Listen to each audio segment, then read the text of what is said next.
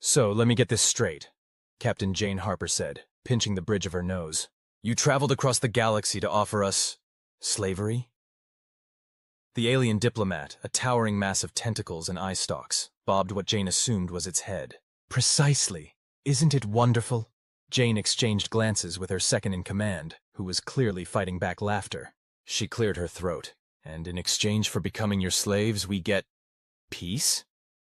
Eternal peace, the alien corrected enthusiastically. Its tentacles waved in what might have been excitement, or indigestion.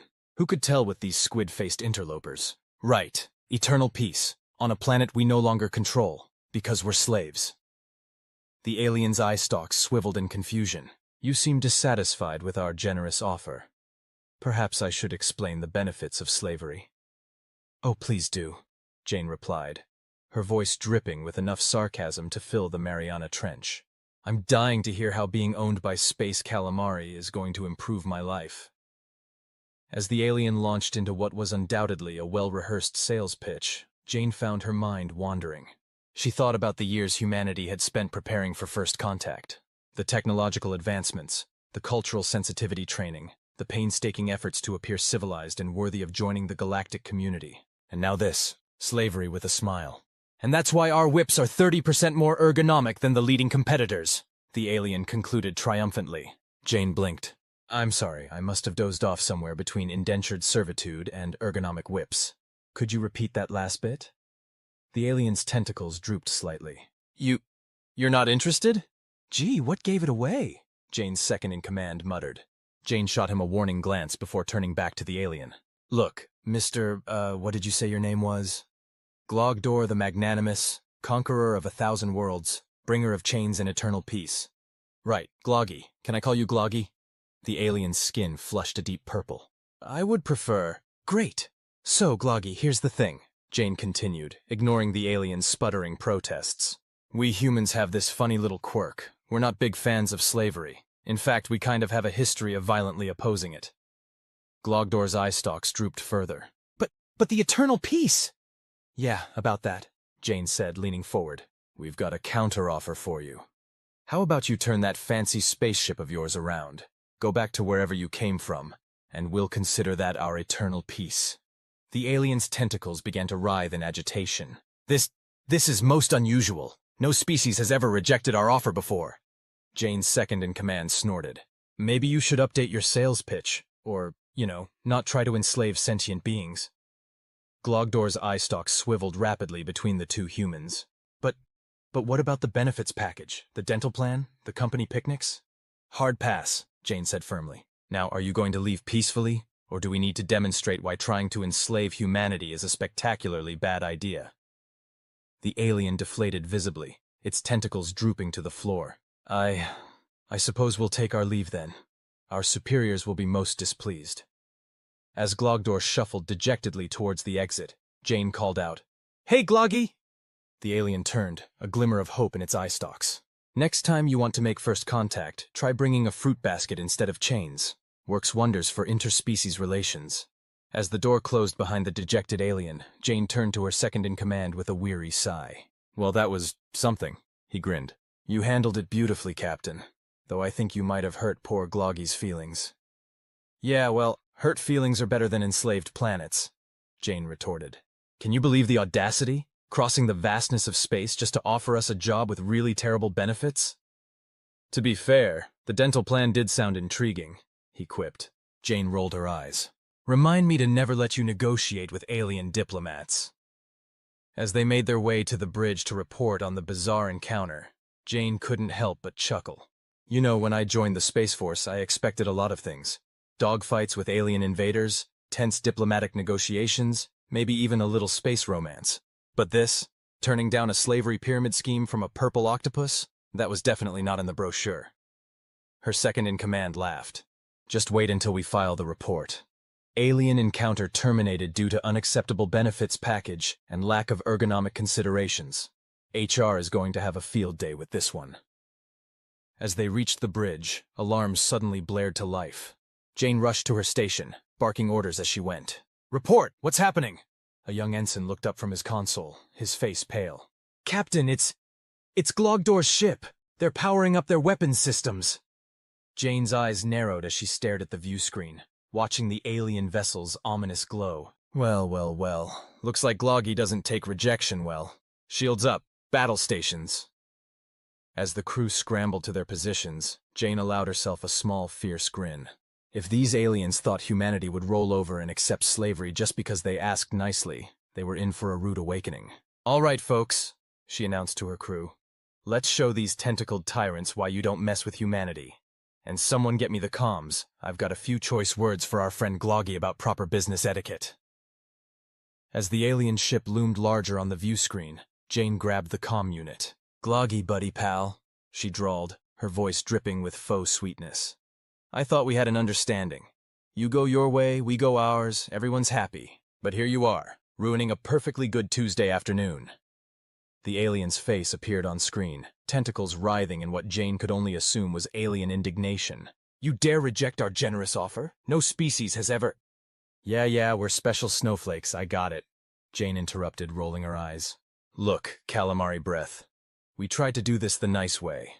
But if you want to dance, we'll dance." As if on cue, a barrage of energy blasts erupted from the alien vessel, slamming into the shields of Jane's ship. The bridge shuddered but held firm.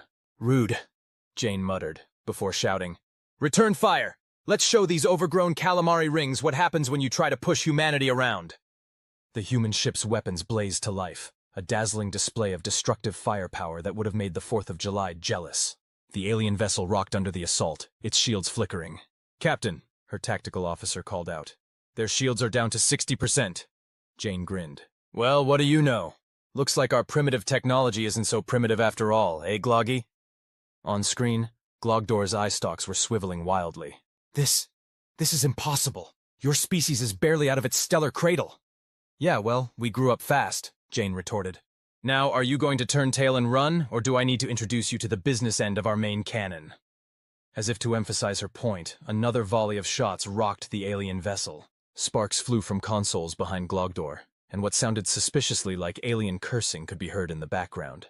You barbarians!" Glogdor sputtered. "We offer you the gift of servitude, and this is how you repay us?" Jane's second-in-command leaned in, whispering, "I think he genuinely believes he's doing us a favor." "Unbelievable," Jane muttered back, before addressing Glogdor again. "Listen here, you pontificating puss bucket. We don't take kindly to slavery, attempted conquest, or really bad sales pitches. So here's what's going to happen. You're going to turn that fancy ship of yours around, go back to wherever you came from, and spread the word that Earth is off limits. Got it?" Glogdor's tentacles drooped in defeat. "And if we refuse?"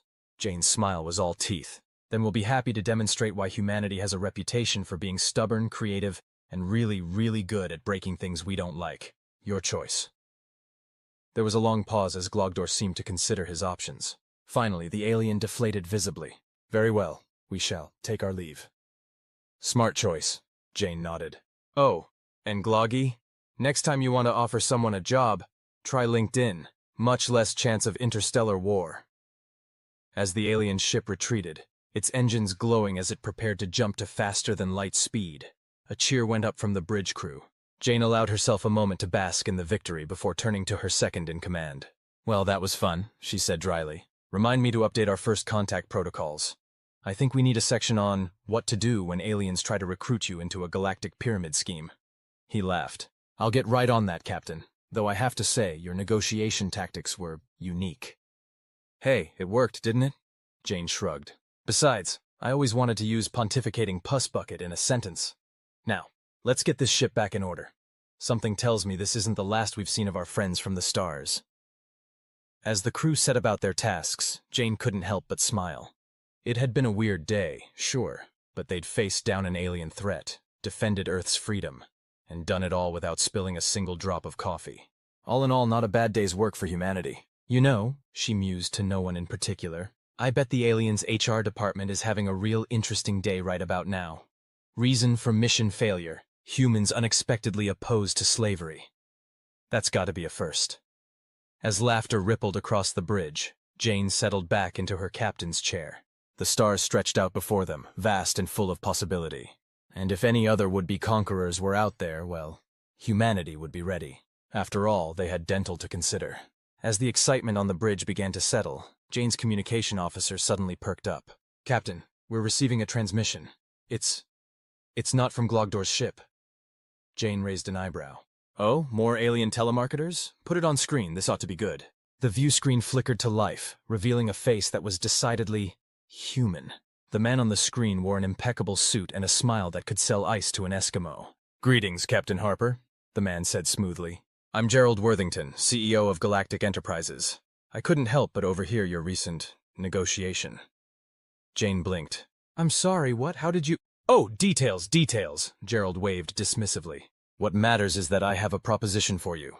How would you like to be part of the exciting new multi-level marketing opportunity? We're expanding into the alien market, and with your negotiation skills, you'd be perfect." The bridge fell silent. Jane stared at the screen, her mouth hanging open. Finally, she found her voice.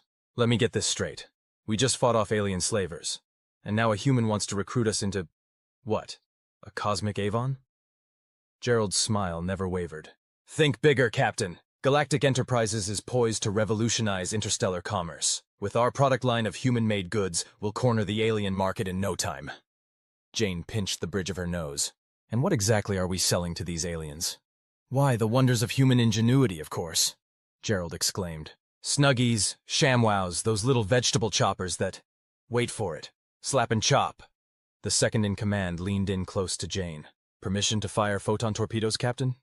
"Tempting," Jane muttered, before addressing Gerald. "Mr. Worthington, while I appreciate your enthusiasm, I'm afraid we'll have to decline. We're a bit busy defending Earth from alien invasions at the moment." Gerald's smile faltered for the first time. But think of the potential! You could be a diamond-level space consultant in no time!" "I think I'll stick with my current job title, thanks," Jane replied dryly. "Now, unless you have any actually useful information about potential alien threats, I'm going to have to ask you to stop using our emergency channels for your sales pitch." As Gerald opened his mouth to protest, Jane made a slashing motion across her throat. The communications officer cut the transmission. "Well," Jane said to the stunned silence on the bridge, "I guess some things are universal after all. Even in space, you can't escape multi-level marketing schemes." Her second-in-command chuckled. "What's next? Alien timeshare presentations?" "Don't even joke about that," Jane groaned. "At this rate, I wouldn't be surprised if the next transmission we get is from a Martian prince who needs our help transferring his space credits." As if on cue, the communications panel lit up again. The young ensign at the station looked up, his expression a mix of disbelief and resignation. "Captain, you're not going to believe this, but—" Jane held up a hand. "Let me guess, Nigerian prince?" The ensign shook his head. "Close. Apparently it's a Neptunian duke." A collective groan echoed across the bridge. Jane slumped in her chair, wondering if it was too late to turn in her resignation and open a quiet little cafe on some backwater planet. "You know," she mused, "when they said space was the final frontier, I don't think this is what they had in mind." Her second-in-command patted her shoulder sympathetically. "Look on the bright side, Captain. At least it's never boring." Jane snorted. "True. All right, people. Let's draft a new protocol. From now on, any transmission that starts with congratulations or you've been selected goes straight into the spam folder. I don't care if it's from the President of Earth or the Grand Poobah of the Andromeda Galaxy." As the crew set about their tasks with renewed vigor, and more than a few chuckles, Jane couldn't help but smile. Sure, the universe was vast and full of wonders, but it was also, apparently, full of beings trying to sell you something. Some things, it seemed, truly were universal. She leaned back in her chair, eyes fixed on the star-studded expanse before them. "Well, universe," she murmured, "bring it on. Whatever you've got, slave traders, pyramid schemes, or interplanetary spam. Earth is ready. Just maybe give us a break for lunch, okay? Even defenders of galactic freedom need a sandwich break now and then." With that, Captain Jane Harper, newly christened defender against both alien invaders and cosmic con artists, settled in for whatever the universe decided to throw at them next. After all, in space, no one can hear you scream. But they can apparently still try to sell you a timeshare. As the bridge crew settled into a wary vigilance, monitoring for any new transmissions or potential threats, Jane's second-in-command approached her chair with a datapad in hand. "Captain," he said, his voice a mix of amusement and concern, "you might want to take a look at this. It seems our little encounter with Glogdor has gone viral." Jane raised an eyebrow. Viral? What do you mean? He handed her the datapad. Apparently someone on board recorded your conversation with Glogdor and uploaded it to Galactube. It's got over 1 billion views already. Jane stared at the screen in disbelief. There she was, in all her sarcastic glory, telling off an alien slaver with all the finesse of a bulldozer in a china shop. The comments section was a riot of alien and human reactions, ranging from cheers of support to outraged huffing from what appeared to be Glogdor's species. Well, Jane said slowly, I guess that's one way to announce our presence to the galaxy. Think they'll make t-shirts? Her second-in-command grinned. Already happening, Captain. Earth, where alien slavers get served, is trending on Spacebook. Jane groaned. Fantastic, I always wanted to be a meme. What's next, action figures? As if on cue, the communication panel lit up again. The long-suffering ensign looked up, his expression a mix of confusion and resignation. Captain, we're receiving a transmission from Earth. It's a company called Hasbro. Jane's head hit the back of her chair with a thud. You've got to be kidding me. The view screen flickered to life, revealing an enthusiastic marketing executive. Captain Harper, we've seen your incredible video, and we have an amazing opportunity for you. How would you like to be the face of our new action figure line? Galactic Defenders, Earth's sassy saviors? Jane stared at the screen, her expression caught between disbelief and hysterical laughter. What? The marketing exec continued undeterred. Picture this. A Captain Jane Harper action figure, complete with witty one-liner sound chip.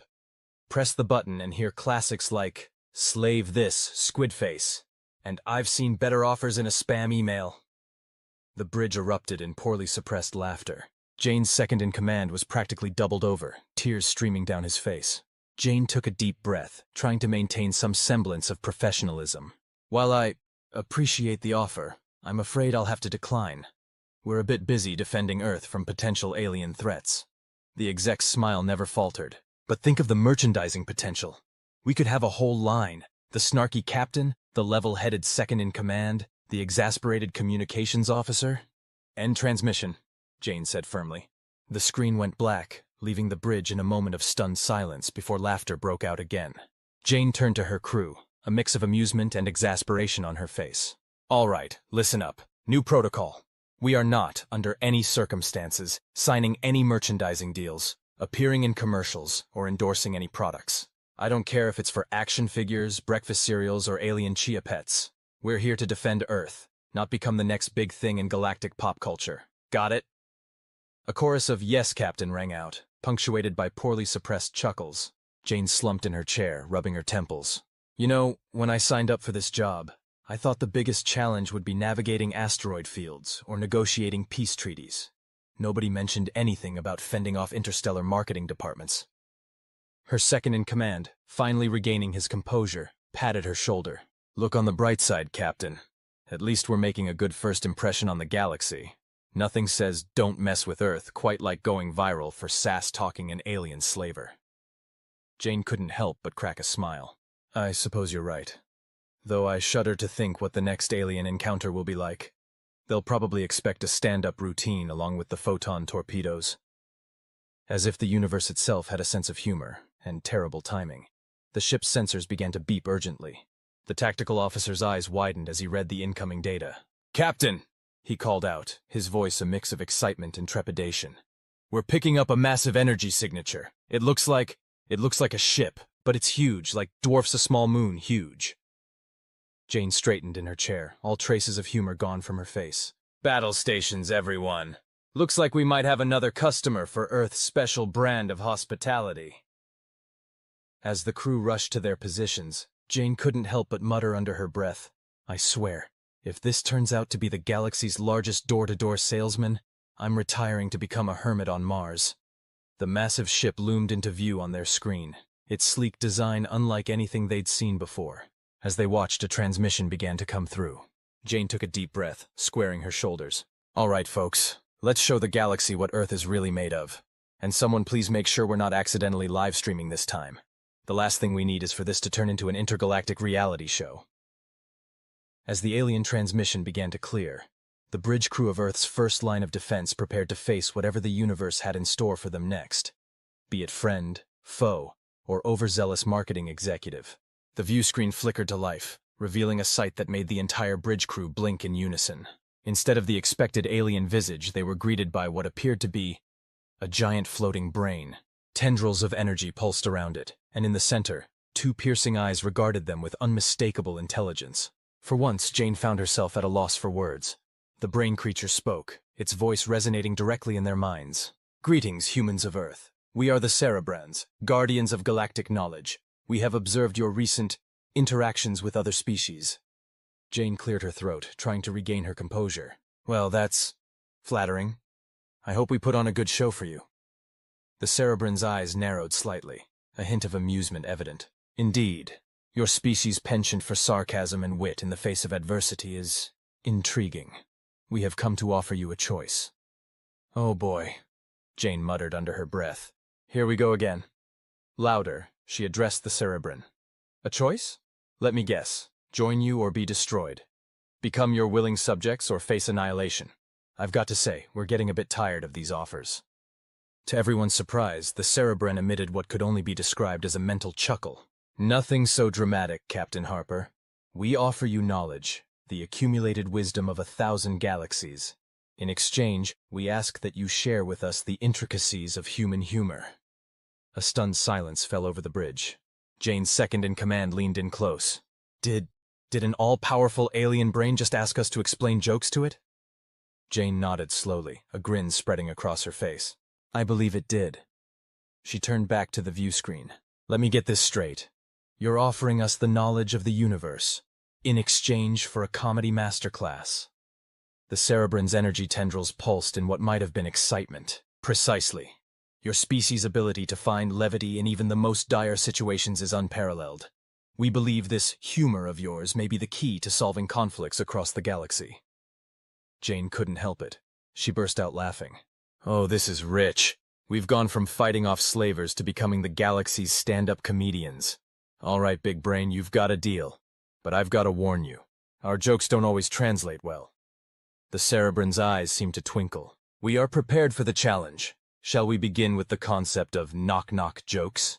And so, in a turn of events that no one could have predicted, the crew of Earth's flagship found themselves conducting an impromptu comedy workshop for an alien superintelligence. As Jane explained the intricacies of puns, sarcasm, and the ever-elusive dad joke, knowledge of advanced technologies and cosmic mysteries flowed into the ship's computers. Hours passed, filled with laughter, groans, and the occasional confused silence as the Cerebran grappled with particularly obscure pop culture references. "And that," Jane said, wiping tears of laughter from her eyes, "is why the chicken crossed the road." The Cerebran was silent for a long moment, its energy tendrils swirling in deep thought. Finally it spoke. "We think we understand. The humor lies in the subversion of expectations, yes? The anticipation of a profound reason, only to be met with utter simplicity." Jane nodded, grinning. "You've got it. Congratulations, you now understand about 12% of human humor. Only about 1,000,000 more jokes to go." As the impromptu cultural exchange continued, Jane couldn't help but marvel at the absurdity of it all. Here they were, teaching knock-knock jokes to a cosmic brain, all in the name of galactic peace. Her second-in-command sidled up to her, a bemused expression on his face. "You know, Captain, when they said laughter was the best medicine, I don't think they meant for the entire universe." Jane chuckled, shaking her head. "Well, it beats the alternatives we've seen so far. I'll take comedy lessons over slave traders any day." As the Cerebran attempted its first, "Why did the alien cross the asteroid belt?" joke, with mixed results, Jane couldn't help but feel a surge of pride. Humanity might not be the most advanced species in the galaxy, but they were certainly proving to be the most entertaining. And in a universe full of dangers, slavers, and overzealous marketers, maybe that was exactly what was needed. A species that could laugh in the face of adversity and teach others to do the same. "All right, big brain," Jane called out, clapping her hands together. "Ready for your next lesson? We're moving on to satire, but I've got to warn you, it's going to get a little meta." As Jane launched into an explanation of satire, complete with references to Earth's political landscape and pop culture, the Cerebran's energy tendrils pulsed with increasing frequency. It was clear the alien intelligence was struggling to keep up with the nuances of human wit. "So you see," Jane concluded, "satire is like holding up a funhouse mirror to society. It's exaggerated, it's ridiculous, and yet, it's true enough to make you think." The Cerebran was silent for a long moment, its massive form seemingly pulsating with deep thought. Finally it spoke. "We believe we grasp the concept. Allow us to attempt a satirical observation." Jane leaned back in her chair, a mix of anticipation and trepidation on her face. "This ought to be good," she muttered to her second-in-command. The Cerebrans' voice resonated in their minds once more. "Observe. Is it not amusing that a species capable of splitting the atom still finds entertainment in watching felines on your internet? Perhaps the true measure of intelligence is not technological advancement, but the ability to appreciate the simple joy of a cat video." The bridge fell silent for a beat before erupting into laughter. Jane wiped a tear from her eye, genuinely impressed. "Well, I'll be damned. The big brain's got jokes." The Cerebrans' eyes seemed to twinkle with pride. "We are pleased our attempt at humor was successful. However, we must confess confusion over one aspect of human comedy. What is the significance of this banana peel we keep encountering in your slapstick references?" Jane opened her mouth to explain, then paused, a mischievous glint in her eye. "You know what? I think this calls for a practical demonstration. Who's up for a little performance art?" Her second-in-command groaned. "Captain, please tell me you're not thinking what I think you're thinking." "Oh, I absolutely am." Jane grinned, already heading for the ship's galley. "Someone get me a banana and a camera. We're about to give the Cerebrans a crash course in physical comedy." What followed was a series of increasingly elaborate pratfalls, each met with confused silence from the Cerebran and stifled giggles from the crew. Jane slipped on banana peels, walked into bulkheads, and even attempted a spectacular pie-in-the-face gag, with mixed results and a very messy bridge. As Jane picked whipped cream out of her hair, the Cerebran finally spoke. "We believe we understand. The humor derives from the unexpected physical misfortune of others, combined with the inherent absurdity of the situations." "Fascinating. Glad you enjoyed the show," Jane said, attempting to maintain her dignity while covered in pie filling. "Any other aspects of human humor you'd like us to demonstrate? Maybe we could explain puns next. I've got a few that are out of this world." The Cerebran's energy tendrils suddenly pulsed rapidly, its massive form shimmering with what could only be described as excitement. "Captain Harper, we believe we have had a breakthrough. Your species' ability to find humor in all situations, even potential cosmic threats, is not just entertainment, it's a survival mechanism." Jane blinked, caught off guard by the sudden shift. "Come again?" "Don't you see?" the Cerebran continued, its mental voice brimming with enthusiasm. "Your humor allows you to process and cope with the unknown, to face adversity with a smile. It's not just a cultural quirk, it's an evolutionary advantage." The bridge fell silent as the implications sank in. Jane's second-in-command whistled low. "So you're saying our bad jokes might actually save the galaxy?" The Cerebran's eyes seemed to smile. "Indeed. We believe that by spreading humor throughout the cosmos, we may be able to foster understanding between species, diffuse conflicts, and perhaps even prevent intergalactic wars." Jane leaned back in her chair, a slow grin spreading across her face. "Well, I'll be damned. When I joined the Space Force, I never thought I'd end up being a cosmic comedian. But if it means saving the galaxy, I guess I can take a few more pies to the face." As the crew began excitedly discussing the implications of their newfound galactic purpose, Jane couldn't help but chuckle to herself. They had set out to defend Earth and somehow ended up with the loftiest mission of all, teaching the universe to laugh. "All right, everyone," she called out, clapping her hands to get attention. "New mission parameters. We're not just explorers anymore. We're not just defenders. We are now officially the galaxy's jesters. Our prime directive? Make the cosmos crack up." As cheers erupted across the bridge, Jane turned back to the Cerebran, a twinkle in her eye. "So, big brain, ready for your next lesson? I think it's time we introduced you to the art of the dad joke. Brace yourself. It's about to get gloriously groan-worthy in here." And so, as the massive Cerebran ship and the comparatively tiny Earth vessel drifted together in the vast expanse of space, a new chapter in galactic history began. One filled with laughter, groans, and the occasional pie to the face. After all, in a universe full of wonders and terrors, sometimes the best defense is a good punchline.